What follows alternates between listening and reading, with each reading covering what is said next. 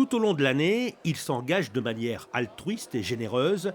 La 10e édition de la Nuit des associations réunit les responsables et les bénévoles des différentes associations. Ce soir-là, plus de 600 invités et 86 associations sur les 1200 que compte la principauté. La soirée est gastronomique et musicale. Elle se déroule dans la salle des Étoiles du Sporting Monte-Carlo et elle démarre avec l'hymne officiel de la Nuit des associations.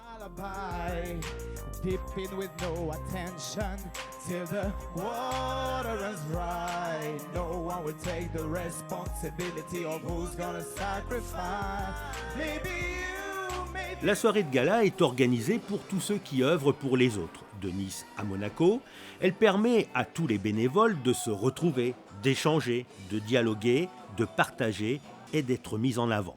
C'est le seul événement qui permette de mettre à l'honneur les bénévoles et en même temps aux associations de s'exprimer. Et quand on sait le travail que font les bénévoles, généralement dans l'ombre, pour une fois ils sont mis en lumière et c'est pour ça que cet événement a tant de succès. Ça permet aux membres des associations de se rencontrer, d'avoir quelque chose à se dire et ça permet surtout de voir que quelle que soit l'association dont on fait partie, tous les bénévoles, parce que justement ils sont bénévoles, ont le même degré d'implication et le même degré affectif pour s'impliquer dans le milieu associatif. Après l'hymne officiel, Éric Le Rouge et son groupe Princesse de Nuit accrochent les regards et les oreilles du public.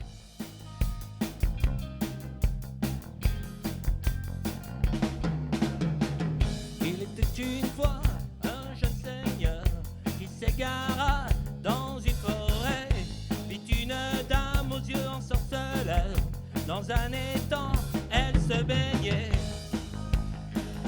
Puis c'est au tour d'Olivia Dorato de monter sur scène. Du haut de ses 17 ans et déjà bien connue en principauté et dans la région, elle interprète des chansons de son deuxième album Freezy.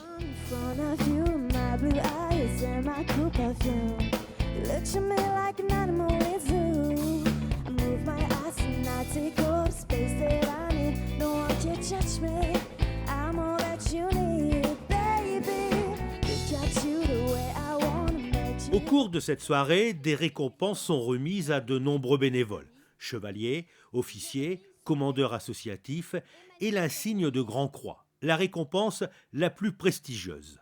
Elle est remise à Vadim Vassiliev, le président de l'AS Monaco Football. Absent, il est représenté par le directeur général adjoint Nicolas Lévesque. Parmi les associations récompensées, la Croix-Rouge monégasque, Caritas Monte-Carlo, les Anges Gardiens de Monaco qui aident les plus démunis, les Enfants du Liban ou encore Jeunes J'écoute. C'est le soutien que je souhaite apporter à travers moi le gouvernement princier à la Nuit des associations, c'est-à-dire à ce Monaco du cœur, à ce Monaco de la solidarité, ce Monaco que l'on aime, ce Monaco de tous ces bénévoles qui tout au long de l'année donnent beaucoup d'eux-mêmes pour les autres, qui sont toujours un peu dans un travail obscur et donc enfin ce soir, une fois par an, ils sont à l'honneur, ils sont à la lumière.